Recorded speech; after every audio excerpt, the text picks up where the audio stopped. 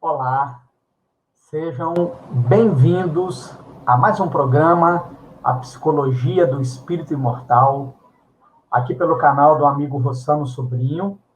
Não se esqueçam de se inscrever no canal, ativar o sininho para receber as notificações de novos vídeos e se inscrevam também no nosso canal do YouTube, João Rocha, e ativem também o sininho para receber notificações de novos vídeos.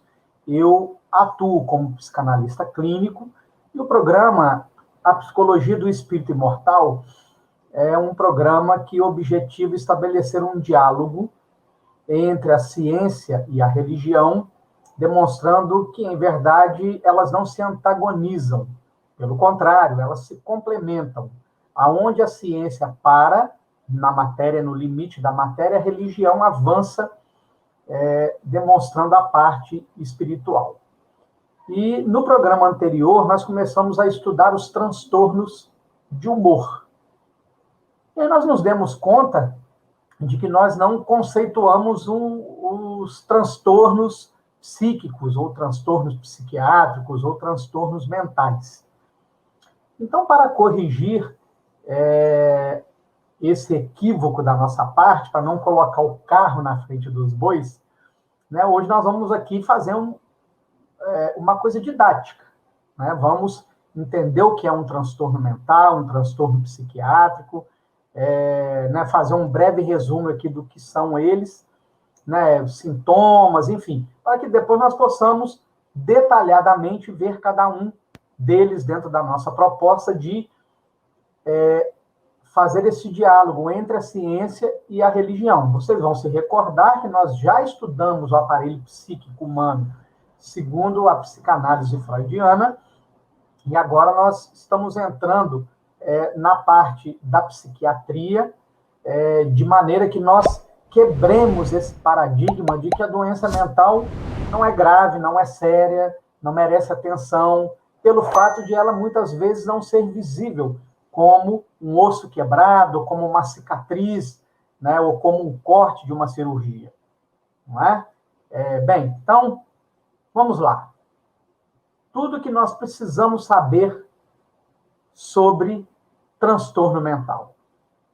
Então, vamos lá. Ó. O transtorno mental é um mal silencioso que pode estar presente em qualquer fase da vida de uma pessoa. Seus reflexos acontecem no âmbito psicológico e, portanto, comportamental, né?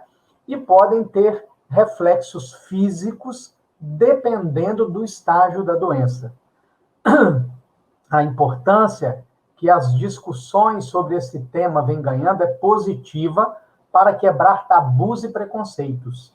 Se antigamente pacientes com transtorno mental eram facilmente excluídos do convívio social, hoje eles têm mais chances de serem acolhidos. Além disso, também há mais opções de tratamento disponíveis. Ainda não há maneira comprovada de prevenir o transtorno mental. Sabemos, porém, que investir no bem-estar individual e das pessoas em volta ajuda a melhorar a qualidade de vida. A seguir, vamos entender quais são as principais questões relacionadas ao transtorno mental. Então, meus amigos e amigas, vejam bem, esse primeiro trecho aqui, ele já abre bastante os nossos olhos, não é? Quando, no primeiro período, do primeiro parágrafo ali, o texto nos esclarece de que o transtorno mental é um mal silencioso. Ora, se é um mal silencioso, ele é real. Ele não é uma ilusão, ele não é uma criação, ele não é um subterfúgio. Não é? Se ele é tratado pela psiquiatria, portanto, pela medicina e, consequentemente, pela ciência, como um mal, significa entender que ele é real. E vejam, se ele é real e ele afeta um indivíduo de um grupamento familiar, ele, consequentemente, vai afetar todas as pessoas da família. E esse é um conceito extremamente importante de nós compreendermos. Não é só o indivíduo que adoece, um só. Não é só esse indivíduo que, às vezes, perde a capacidade de lidar com a realidade, ou de lidar com seus humores, ou de lidar com as suas emoções, tornando-se, algumas vezes, introspectivo, cortando o contato com a realidade, ou de outras vezes, tornando-se agressivo e colocando ele próprio em risco, como também aqueles que convivem com ele. Isso vai afetar o funcionamento da família. Isso vai afetar a maneira como a família convive, como a família interage, como a família troca, como ela se apresenta à sociedade. Então, vejamos que este é um mal que ele precisa ser considerado em toda a sua amplitude, não mais negando, escondendo, como se fazia antigamente, quando um doente psiquiátrico no seio da família era escondido, era mandado para as clínicas psiquiátricas, que há anos atrás, infelizmente, eram depósitos de seres humanos para que a família se libertasse da vergonha de ter um doente psiquiátrico, como se isso pudesse ser uma escolha do indivíduo, né? Como se o indivíduo escolhesse se tornar esquizofrênico, escolhesse se tornar depressivo, né? Enfim, escolhesse se tornar psicótico.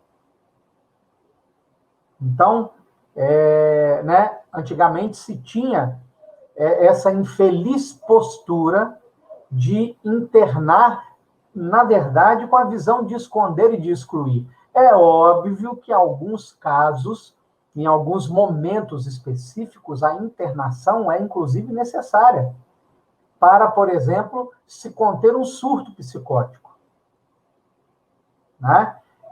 Para permitir que esse indivíduo saia desse estado mental alterado e, pelas medicações, ele atinja um patamar de controle onde muitos desses indivíduos podem desenvolver uma vida absolutamente normal, com atividade profissional, com atividade social, né? Com a integração com a família, com a sociedade, com a religião, enfim, não é? Então, veja, aí outro detalhe. Olhem bem que importante o texto vai nos falar. Que pode estar presente em qualquer fase da vida de uma pessoa.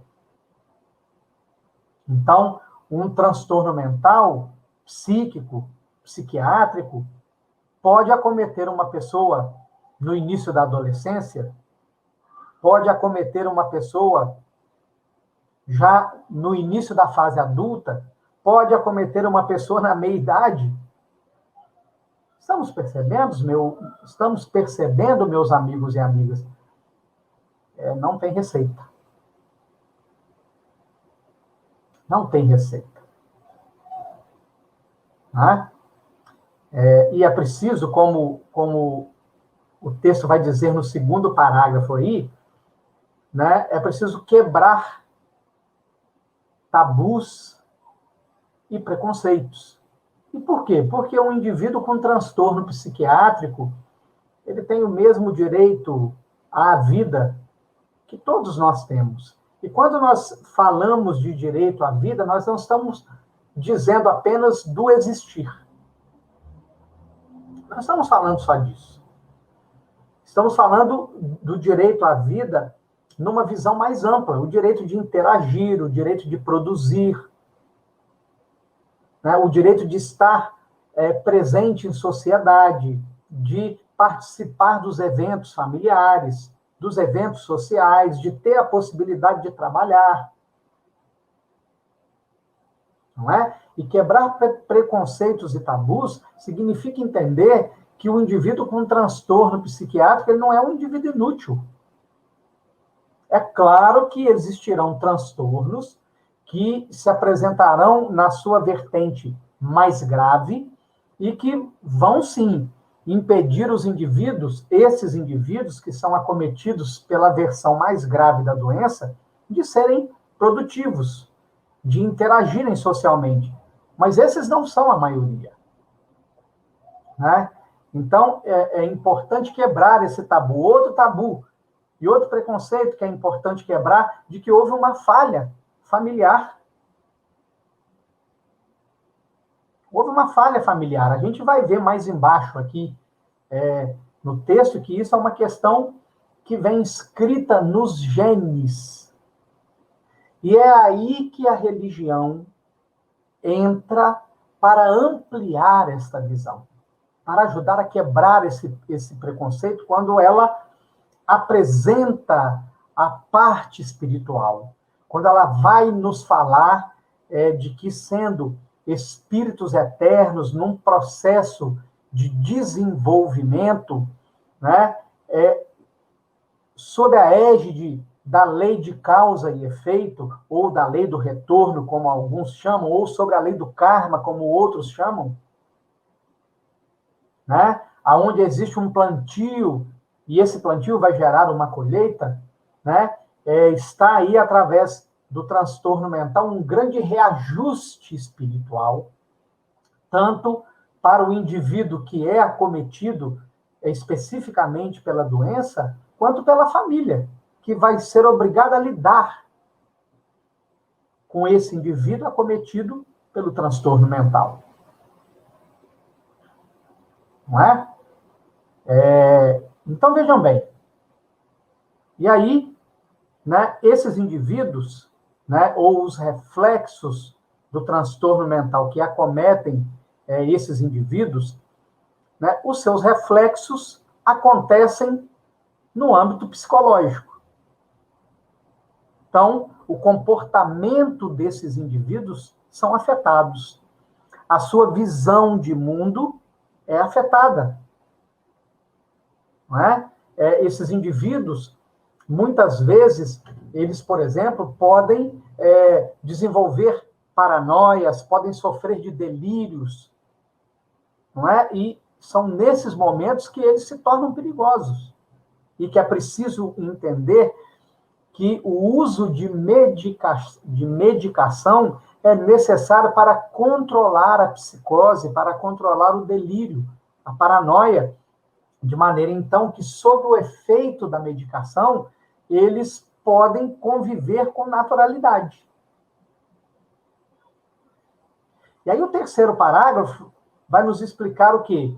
Que ainda não existe uma maneira comprovada, ou seja, não tem um protocolo testado, comprovado, né, para se prevenir o transtorno mental. Mas olha, investir no bem-estar individual e das pessoas em volta ajuda a melhorar a qualidade de vida. E aí vejam como foi importante o estudo do aparelho psíquico humano pela psicanálise freudiana. Ou seja, nós aprendemos lá que os indivíduos nascem sem ego. E algumas correntes da psicologia vão dizer que o indivíduo nasce com ego, porém o ego, na primeira infância, ele é frágil. E qual é a importância disso com essa questão ambiental? Ora, um lar onde se discute, se briga, se agride verbalmente, se agride fisicamente, se faz uso de alcoólicos, de drogas.